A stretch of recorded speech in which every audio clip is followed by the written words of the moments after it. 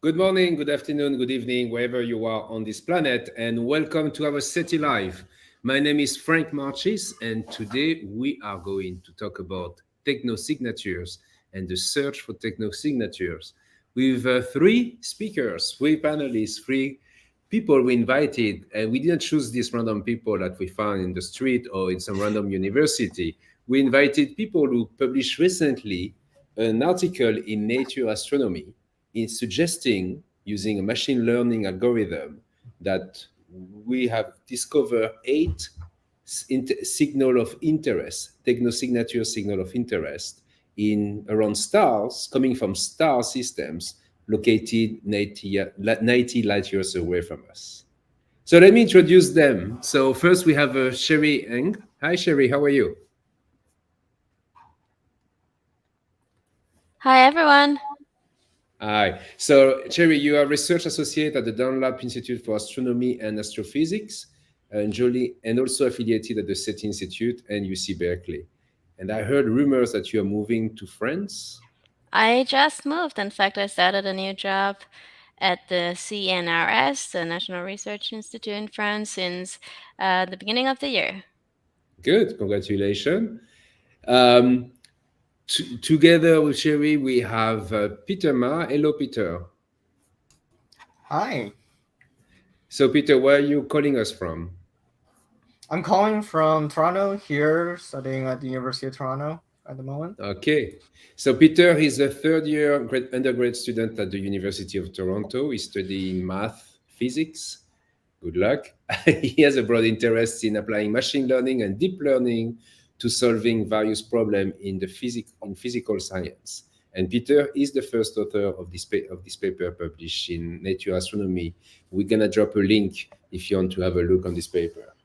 And finally, on my top right window, I don't know for you, we have Leo Risk. Hey, Leo, how are you? Hi, I'm good. Thanks for having us. So Leo is also undergrad student, fourth year this time at University of Toronto, interested in SETI and astrobiology, but also dark matter and particle physics. That's quite a broad field of interest. So I'm sure you're gonna narrow down this in the next 2 years. Okay, so let's start. We have 30 minutes and a very interesting topic to discuss today. So I'm going to be asking questions and bombard you with some of those questions. But I remind our viewers that in a few minutes, probably in 10, 15 minutes, we will take some time to answer to your questions as well. And in the meantime, you can tell us where you are watching us from. So let's put the stage. Let's set the stage. Sherry, tell us what is a technosignatures candidate? What is a technosignature and how we search for those? I think this audience won't need much more explanation. I think everybody here knows what about all about SETI, looking for um, other as signals, technical signature emitted by other advanced civilizations. So this is analogous to another research field of research known as biosignature. So biosignature people look for molecular lines like water, but technosignature, on the other hand, we look for advanced civilization that are maybe using radio for telecommunication, just like how we are doing it on Earth. Um, Now, the idea is that since human technology has been using radio for decades now, so we might expect any extraterrestrial civilizations to do the same. And in fact, radio transmission is relatively cheap to produce, so this is a good place to start looking. Okay. So yes, this audience know about technosignature and SETI, and they know how we are looking for technology using this extraterrestrial technology using this type of technology, human technology. So, Peter, what is the novelty in this research that you presented in Nature Astronomy? Right, so traditionally, when we are searching for these technosignatures, we have well-known algorithms to do so. These are called like uh, dedoppling algorithms to search for these narrow band Doppler drifting signals, which are these technosignatures. But the issue with how we're approaching these problems is that we are already anticipating what kind of signals to be looking for. And so we hard code these algorithms to search for exactly those. But the issue is that, well, we are not always aware of what possibly advanced civilizations might be sending us. So we want to build an algorithm that can learn from the original data itself with as little bias as possible to look for these kinds of general anomalies and general signals of interest. And so the approach here is kind of reversing the problem. Instead of going from we know something and we want to look for this particular candidate, we are going from the original data itself and seeing what kinds of anomalies the original data can produce, which is why is a interesting way of approaching the problem and solving it potentially in a different way. Okay, so you built an algorithm which is quite different to what was being used by traditional radio astronomer. Is that the first time we do this kind of analysis? Right. So previous kind of searches and like techniques use elements of machine learning and deep learning in parts of their pipelines. And so for the most part, we have kind of some traditional search algorithm, and then we continues to filter it or filter candidates using additional techniques supporting the original algorithm, the traditional algorithms. And so it is not necessarily the first time we applied machine learning to the problem, but it is the first time we only use deep learning or machine learning on the problem. So previously, like I said, they had some support from traditional algorithms. This time we're basically going straight from scratch, just using a neural network for everything, starting from the beginning all the way to the end, which is a different part. Yeah. Okay, so we are talking about you're talking about petabyte of data, right? Which has been processed by this algorithm. So this is a question probably for Leo. How you go from this petabyte of data to basically being able to identify the right signals? I'm assuming you have a lot of candidates. So what was your contribution to this paper, Leo? Maybe you can tell us a bit more about that. Well, yeah, I was mainly involved in analyzing the data that was output by the machine learning algorithm that Peter developed. Basically, after the machine learning did its thing, it popped up like 3 million events, 3 million possible signals that it found out of the ordinary that could be perhaps technosignatures. And then the idea here is that we know that a lot, almost basically all of these are not actually perhaps from outer space, and then they're produced from us. They're radio frequency interference, RFI, a radio astronomer's best friend or worst nightmare, I guess, right? So we want to cut down on all of that. So one thing that we do initially is try to see where we have an overwhelming amount of hits, an overwhelming amount of events in what frequency band or what area of the radio frequency bandwidth is very loud, and we'd assume like that's probably not a loud concert of aliens. It's probably just because it's us. We know what frequencies human communication is using a lot, so we just dump those out. Basically, through different techniques, we end up with less and less candidates.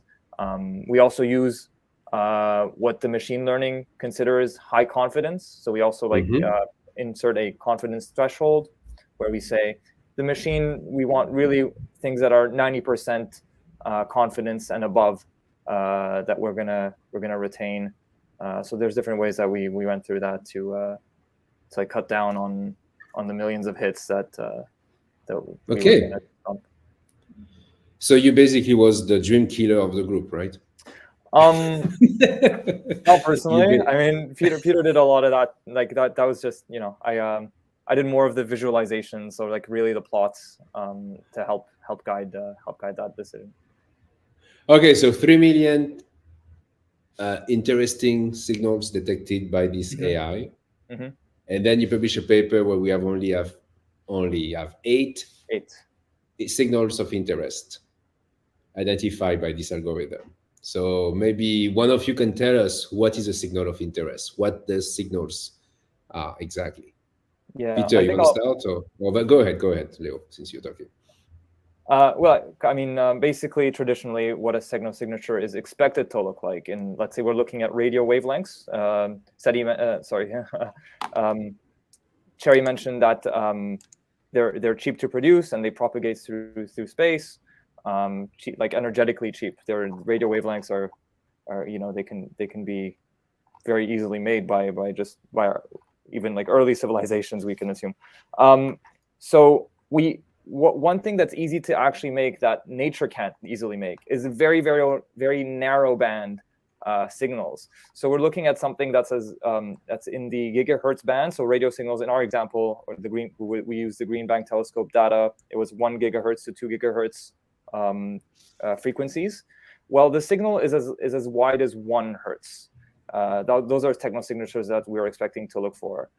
So that's a billionth, of the size of the whole range that we're looking at. So that's extremely narrow. And a natural source, if it's the most narrow thing, can produce something as narrow as like tens of hertz. So not really as nowhere near as narrow as what a technology communication, something that's made to be a communication device or a communication signal ought to be. So that's one thing. The other thing that a technosignature ought to be is Doppler drifting.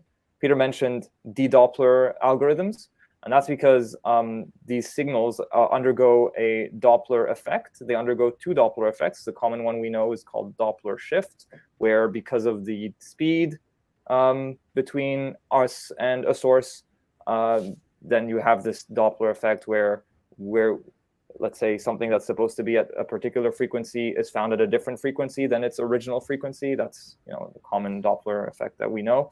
But with these very narrow bands, we also can actually tell the change in Doppler shift. So that's the Doppler drift. That's what it's called, and that's due to the change in velocity. So the acceleration between us and the source, and that's something that I guess outside of SETI we don't really hear talking about Doppler drift very much, because when we have much broader signals, that kind of gets diluted out or lost in basically just the uncertainty of your value. We're talking about things that are changing by a few hertz every second. So that's not something that you can easily tell unless you're looking at very narrow signals.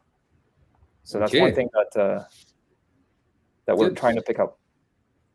So I just want to mention that we have a lot of people watching us from various places in the world: Wales, Hispania, France, Chennai, India, and Atlanta, close to us, New York. People from CERN, they're watching us at CERN. I think they're interested in learning about aliens too. Okay, I want to go back to the signal. So, Sherry, those signals come from stars. Are we 100% sure about where they're coming from? And what are those stars?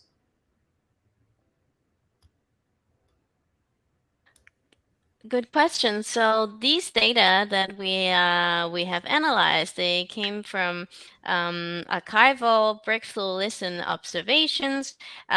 So these were observations taken with the Green Bank radio telescope in the U.S. We have chosen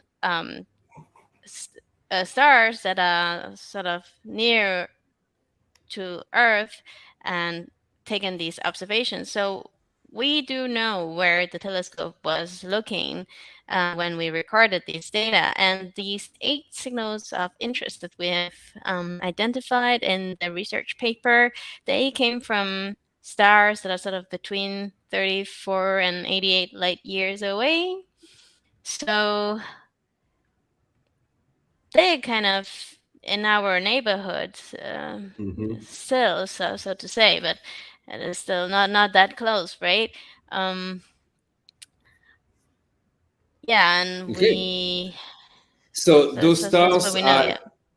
I saw that they have names like HIP, blah, blah, blah. So I kind of look around a bit and I saw that some of G-type star, like our sun, there is one M dwarf and there is a bunch of K-type stars. These 8 signals coming from 5 different stars. So that means that some signals repeated themselves. right? Isn't it enough to say that they are technosignature? I'll let Peter answer that. So the interesting point about that is that they appear in the same piece of data. So some are in slightly different observations, but some are mostly in the same piece of observation, just in different parts of the band. So if that were to be the case, it's also difficult to us to actually discern if it's truly a technosignature or not. Um, we don't know yet because we need to kind of compare these observations with these signals of interest with other observations, and to see if they're truly anomalous and in all of our data sets. We can only say locally, in the sense that by looking at just these individual standalone observations, that they appear to be interesting, to say the least. But in terms of if it's actually a technosignature, we need to go back and verify with other observations if it's actually, like I said, anomalous in our data set. So yes, we did kind of reobserve these, but it's still not enough to say anything definitive. And I heard you pointed the green bank antenna again on those targets quite recently. Yes. So when did you do that, and what was the result? So when we did point back, it was about 2022. Yeah, back in May, I think. So about 5 to 6 years later since the initial observation, and we didn't find it again. So we ran the same pipeline on the original data, this new observation, and we didn't find it. We also manually went in and looked at these parts of the band, and we also didn't see anything of interest. Um, Obviously, this is not complete, as in like we didn't we just re-implement our methods and we didn't see it again. But yeah, it's very strange. We don't see it anymore. But, yeah. Okay. So does that mean that now any antenna array, any antenna will point to these targets to try to see if there is something else coming? Yeah, I think it's really worth anyone who has some telescope time. Should take a look at these stars because, like Peter said, we re-observed these targets, but we didn't detect the same signal again. It's not to say that they are not interesting. It's possible that whatever was transmitting these technosignatures could be intermittent. They might not be a permanent source, so that, back then when we first looked at them, they were on, and 5 years later, they were not, but they could turn on again. So we just have to keep looking. Okay. Yeah, it will be an extraordinary discovery. So I think you need to have confirmation from other instruments and the repetitive detection to be able to claim that those are really truly technosignatures. Yeah, for sure. Is that correct? Yeah. All right. I just want to thank New York TMR for the super sticker. Thank you very much. You are watching a SETI live on the detection of technosignatures candidate using machine learning algorithm. I have plenty of questions, but I know our viewers as well, and I'm going to ask people in the background to help me to identify the most interesting questions, but I have one here. So now we have this algorithm. You validated its usefulness on this set of data, which was taken 2016. What's the next step? I know there is a lot of other groups searching for alien technology using ATA, Green Bank Telescope, VLA, and you name it. So can you use this algorithm on those instruments? Peter, maybe you want to start talking about that? Yeah, so in terms of expanding this further, so in terms of other telescopes, it would require, first of all, to have trained on those kinds of data. So that would be the next requirement. But also expanding its like the search framework to work with other kinds like, say, interferometry, like multiple antennas, for example, like the ATA, for example, would have different methods for actually detecting these signals. So with the Green Bank telescope, what we do is we take this single dish and we nod it back and forth to discern if it's a signal coming from a near field source, i.e. interference, or if it's a signal coming truly from, say, in the night sky, a point source. And so this requires your dish to be, well, moving back and forth. But if you have, say, an array-based telescope, you can form multiple beams, look at multiple targets at the same time, and you can discern whether or not if you have a signal of interest by looking at if the signal appears in other beams or not during the same time you're observing. So in some ways, it is faster, it is better, but it is more complicated because now you have to consider all these combinatorially, large combinations of, different patterns that you can detect with these telescopes, which presents itself as a different and, in my opinion, much harder problem to solve using machine learning and deep learning. And so TLDR, we're working on it in terms of expanding this. But if you want to use single dish telescopes, you can take this kind of an algorithm and plug in your own data set type of thing. Sherry, do you want to add something about this? I mean, you're going to France, you are in France now. Are you going to continue this research using antenna arrays in Europe? Yeah, I think any telescopes that we can put our hands on would be great. In France, here I'm working closely with this new telescope called Nenufar, and there is indeed a SETI backend on Nenufar as well. So I'm hoping to work with the team here. I'm still working with Peter on more machine learning detections. That we hope to apply on Meerkat, VLA, and other future telescopes. So plenty of things to do. All right. You have a lot of work. Leo, we have a question from someone that's asking, can you tell us if the 8 signals you detected have the same behavior in terms of frequency, narrow bands? How different or similar are they? To each other between the 8? Yes, between themselves.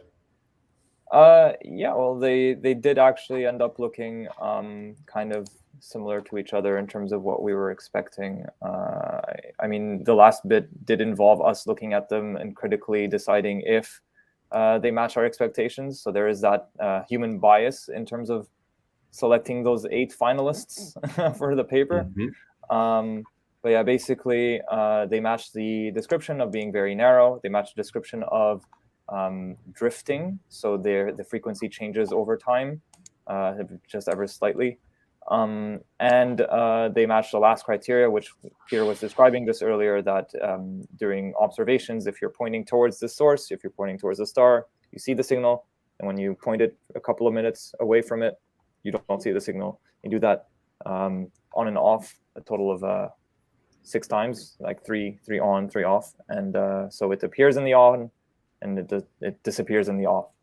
And all 8 signals behave that way, which is why they're signals of interest. So if they are human technology, I'm sorry to be very direct here, it means that they are not coming from the same human technology, since they don't have exactly the same frequency and behavior? So the idea we think it's not human-made is because if it was human-made, they would appear in the on and the off, because whether or not we're pointing in this or that direction, we would still hear it from around us, because we're basically listening for crickets in a rock concert. So it doesn't matter where you're looking at the cricket kind of thing, you're still in the rock concert and you're hearing all the noise. So if we're expecting it to be radio frequency or interference, it would just appear no matter where direction we're looking at. It would also not be drifting. That would be weird, because we are I mean, obviously it can, like radio frequency interference will have any kind of shape it wants. But the idea here is that we expect that the communication signal in reality have a very specific frequency, but since that frequency is very specific and very narrow, but that narrow frequency is drifting, and that's sort of telling us that, hey, it's coming from a source that's moving relative to us, that's accelerating relative to us, and it's far away. So that's why that technosignature is a signal of interest, or rather that why that signal is a signal of interest that we want to say maybe it's a technosignature. Is this acceleration compatible with a signal coming from a planet in orbit around those stars? So it could be, because the idea is that the acceleration that we're talking about here is about the spinning of the planet around the star and around itself, and our own as well. So it's all a matter of relativity. There's an excellent paper by Sophia Sheikh about analyzing what kind of different movements between us and the source, what kind of impact this would have on the drift rate, on the Doppler drift. So that's a very interesting read about specifically that. Okay, so did we miss an opportunity to announce that we're detecting technosignature?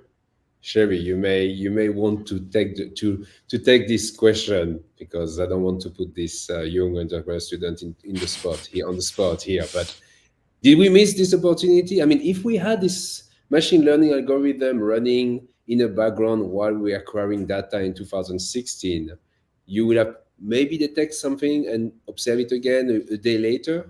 I don't know. I'm making up stories here. What do you think? Yeah, I think you have a great point, and we in general, not only for SETI, I think the whole radio astronomy field is really moving to like real time detection. We need to find the things right then and there in order to follow it up quickly.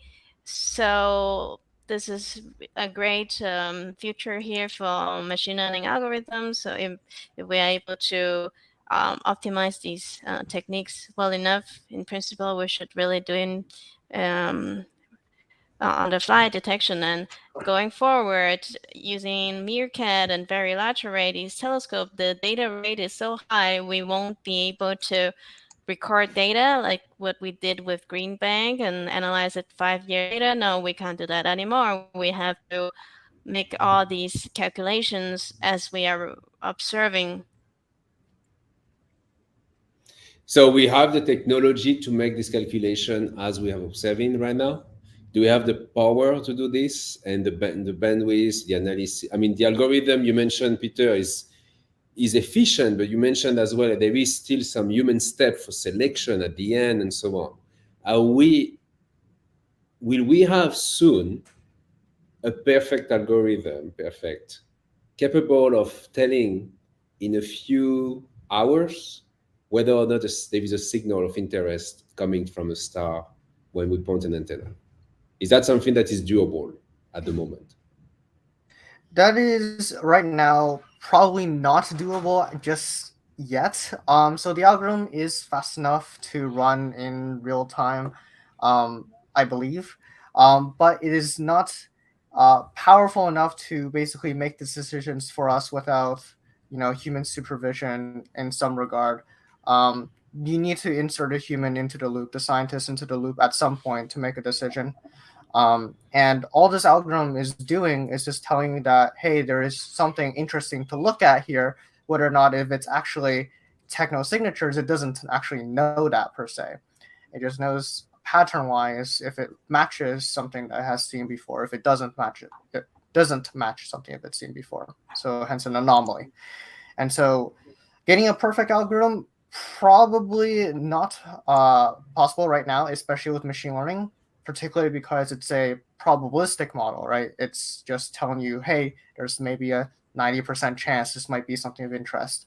It can tell you, it's not, it doesn't implement any, like traditional algorithms, a hard coded instead of instructions to look for these signals. It's just telling you, hey, there's some probability that this might be interesting. That's all it's saying. So there is a chance it might miss something. There's also a chance it might find something that traditional algorithms might not find. But in the end, it can't perfectly solve this problem if you're interested in that. But yeah. Okay, we have questions. One question here that come often, so I want one of you to take the time to answer to this. How far can a typical broadcast radio signal travel to be detected? So can you give us an idea of the faintness of the signal that you're detecting coming from those stars? Let's assume. Are we talking about the signal coming from a cell phone, the signal coming from something more powerful in radio, like a radar antenna? Where is it? Sherry, maybe you want to answer to this. I'm gonna say this is a question for Leo because he exactly looked Yeah. Okay, into right. this matter. Yeah, I'm just gonna pull up. I think I had found that even with our most, let's say our most powerful technology, ourselves, like if we're imagining aliens or alien civilizations to be as advanced as we are now, they could be detected as far as 300 parsecs away.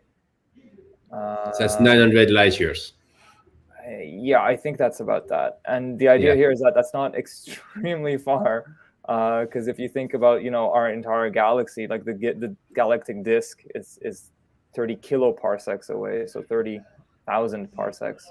So we're really just like looking into our neighborhood in terms of how far we can actually detect a very powerful signal.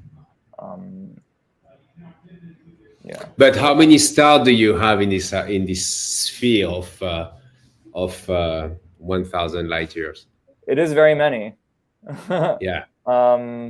Just the idea is that yes, it's many, but that's still a small amount compared to what everything what exists in terms of in the galaxy and beyond. Okay.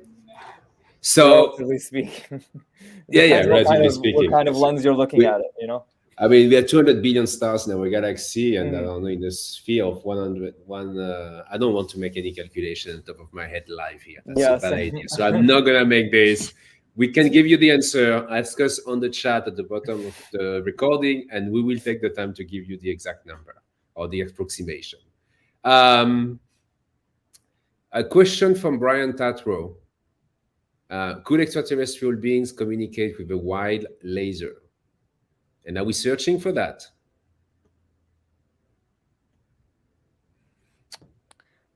A wide laser, as in wide in energy range, I guess. I will say that probably a powerful narrowband laser. Let's assume that's what it means. Are we talking optical range instead of radio? Yes, optical. There are searches in the optical range. Our paper focused on radio frequency range. We like radio because of how easy it is to detect and transmit. But there are also searches in the optical range. And also radio is propagated through the medium. It's more like is less affected by dust and so on, right? Right. Yeah. And it'll reach us on the ground. We'll easily go through our atmosphere. So that's another good thing. We don't have to send telescopes into space to look for radio. So that we have a project at SETI Institute called Laser SETI to search for laser beam coming from extraterrestrial civilization. You can have a look on our website, Brian, to know more about that. It's an all-sky survey, and we have multiple stations. We have 2 now and soon 3 that observe the sky continuously to detect the presence of a narrowband emission, a laser beam coming from one of those stars. So we are thinking of that. Okay. I don't see any more questions in the stay area, so I'm gonna ask one more question for you and let you go, because I know you are very busy with studying and preparing for coding for the next machine learning algorithm. In fact, the question is related to that. Each of you gonna answer to this question shortly, in a very short answer, please. Leo, what is the next step in your career? What you want to do? What you see yourself in 10 years? Tell us. 10 years, that's a bit far. I don't quite know, but in the more near future, I'm hoping to go into more astrobiology kind of thing. Hoping to do research into abiogenesis, so how non-life becomes life, and just that kind of idea. Very ambitious, trying to Different understand the Drake equation parameter that go from the appearance of life, Yeah. the eta L. Okay, that's a good goal. That's the next one, in fact. So that's good. What about you, Peter? So I'm also considering grad school at the moment. My particular interest, like I said, is mentioning in deep learning and machine learning. So particularly, I'm interested in kind of solving these. First of all, trying to applying ML to low-hanging fruits in various physical science problems. So SETI was one of them. I'm also interested in like automating the discovery process. So, for example, related to symbolic deep learning, and see if we can use that to develop new theories in other kinds of physical science problems. But generally, applying ML and deep learning to physical sciences, I feel like there's still a lot of untapped potential in that regard, in that kind of research area. Okay. Sherry, what about you? Me, I am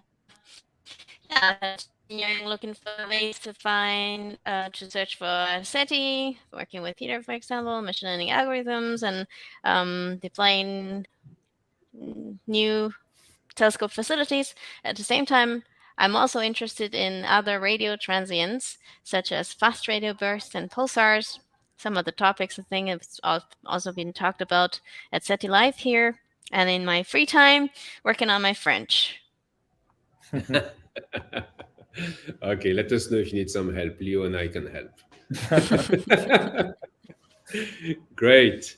Okay, well, thank you very much to the three of you for taking the time to tell us a bit more about this paper. I recommend, if people are interested, to have a look on our press releases and others.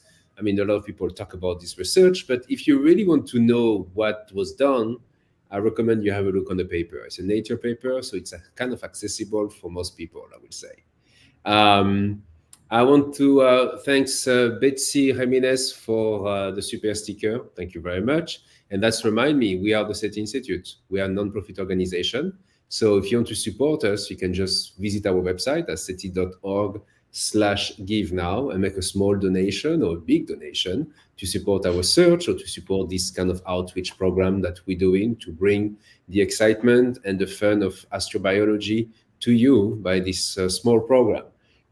You can also simply follow us and get our newsletter called Journée. Follow us on social media, like this video, simply make a comment, tell us what you think about it. We read them, we improve, hopefully, by reading your comments. So be nice, but we will read your comments and try to make this more accessible and more fun if needed. Thanks again, everybody. I'll let you go. Good night, Sherry. Bonne soirée. That was the first test for the French. I failed, obviously. À bientôt. Thank you very much to the two of you. Good luck with your research in the future. And I'm pretty sure I'm going to see you somewhere in a conference. Bye-bye. Thanks.